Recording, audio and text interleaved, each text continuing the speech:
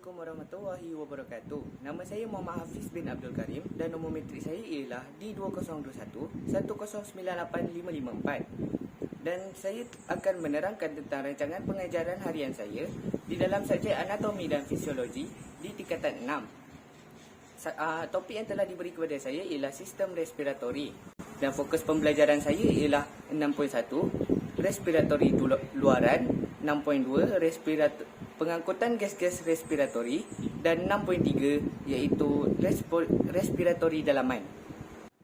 Bagi pengetahuan awal pelajar, mereka telah didedahkan dalam subjek biologi iaitu di tingkatan 4 bab 8 di mana pengenalan organ-organ respiratori dalam manusia dan haiwan. Seterusnya, untuk objektif pembelajaran, di akhir proses pengajaran dan pembelajaran, murid dapat mengetahui 3 tujuan. Yang pertama ialah psikomotor, iaitu kemahiran. Murid dapat mengenal pasti sistem respiratori luaran dan dalaman serta memberi respon terhadap sistem respiratori ini. Yang kedua ialah kognitif, pengetahuan. Murid dapat menerangkan tentang cara gas respiratori diangkut dan merumuskan proses pertukaran gas. Yang terakhir ialah efektif, iaitu sikap.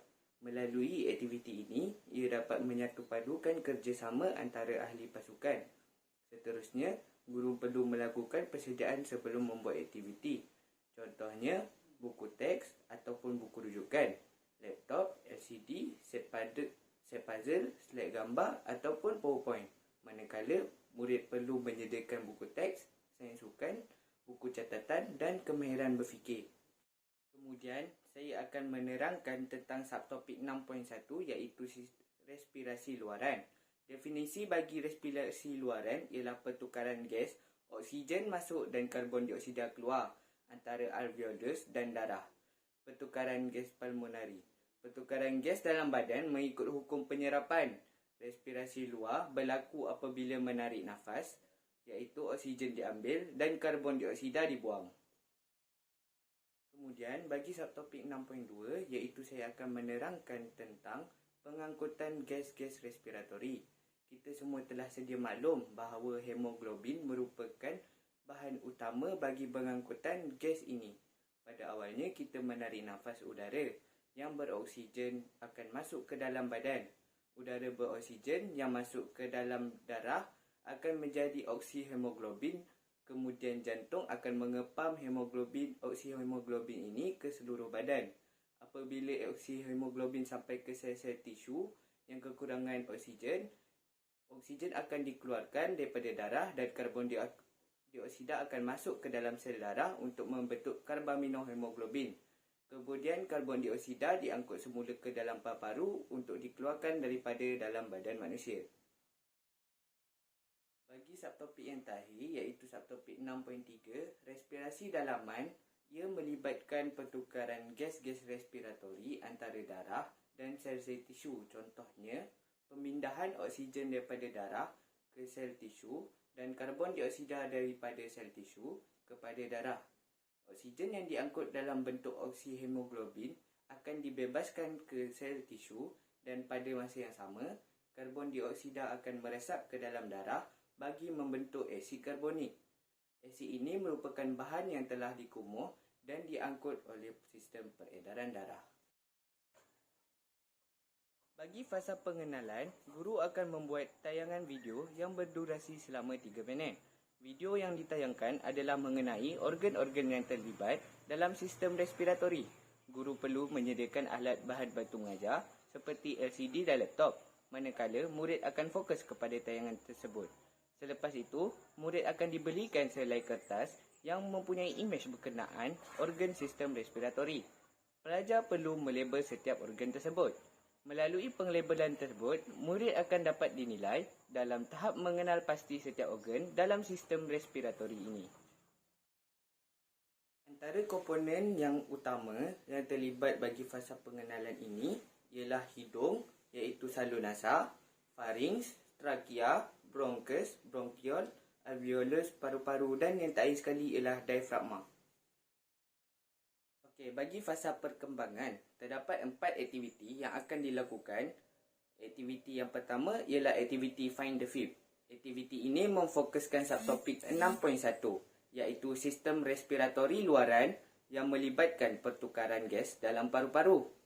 Selepas penerangan guru berkenaan, subtopik ini murid dibahagikan dalam beberapa kumpulan yang terdiri daripada 3 atau 5 orang. Kemudian guru akan menerangkan aktiviti yang akan dijalankan iaitu setiap kumpulan akan berbincang dalam kumpulan mereka tentang 3 penerangan mengenai proses respirasi luaran, di mana satu penerangan itu ialah penerangan yang palsu. Setelah itu, seorang daripada setiap ahli kumpulan akan menyatakan penerangan yang mereka buat, manakala kumpulan yang lain perlu menyatakan pernyataan yang palsu daripada 3 penerangan yang telah diberi. Manakala aktiviti yang kedua ialah Puzzle It Out yang memfokuskan tentang subtopik 6.2 mengenai pengangkutan gas-gas respiratori. Sebelum aktiviti dilakukan, guru akan menerangkan mengenai pengangkutan gas-gas respiratori iaitu pengangkutan oksigen dan karbon dioksida. Selepas itu, guru akan memberi peluang kepada murid untuk bertanya tentang topik tersebut. Selepas itu, murid dibagikan kepada 6 kumpulan. Setiap kumpulan akan disertakan dengan satu set puzzle yang mempunyai maklumat tentang subtopik tersebut. Murid dikehendaki berbincang dan menyusun puzzle mengikut urutan yang betul. Aktiviti yang ketiga ialah IC, I Think I Wonder. Cara aktiviti ini, guru akan membentangkan slide gambar yang berkaitan respirasi dalaman, iaitu subtopik 6.3. Guru bertanya kepada murid apa yang mereka faham tentang imej yang dipaparkan yang berkait dengan penerangan yang guru berikan sebelum aktiviti. Kemudian, murid dikehendaki berfikir dan menerangkan kepada guru tentang apa yang mereka faham berdasarkan gambar tersebut. Manakala, guru akan menilai setiap daripada jawapan ataupun penerangan yang telah diberikan oleh murid. Jika terdapat penerangan atau kesimpulan yang salah dibuat oleh murid, maka guru bertanggungjawab dalam membetulkan penerangan dan menjelaskannya dengan lebih terperinci agar murid faham akan subtopik yang telah diberikan. Kemudian, murid dibenarkan untuk bertanya kepada guru tentang apa yang mereka keliru berkaitan dengan penerangan yang telah diberikan. Yang terakhir sekali ialah aktiviti recap group. Setelah selesai tentang penerangan kesemua subtopik, murid akan dibahagikan secara beberapa kumpulan. Pelajar diminta untuk membuat laporan lisan mengenai setiap subtopik yang mereka telah pelajari. Untuk membuat laporan lisan, murid dikehendaki untuk membuat perbincangan dalam kumpulan masing-masing. Jika murid masih mempunyai kekeliruan berkaitan dengan subtopik yang telah dipelajari, mereka boleh bertanyakan soalan kepada guru. Oleh itu, kesemua murid dapat memahami apa yang mereka pelajari di dalam kelas tersebut. Yang terakhir sekali, bagi rancangan pengajaran harian, saya akan membuat penilaian yang akan dibuat melalui kuis di internet ataupun di kuis yang telah saya buat pada kertas untuk pemahaman mereka. Itu sahaja daripada saya. Sekian, terima kasih.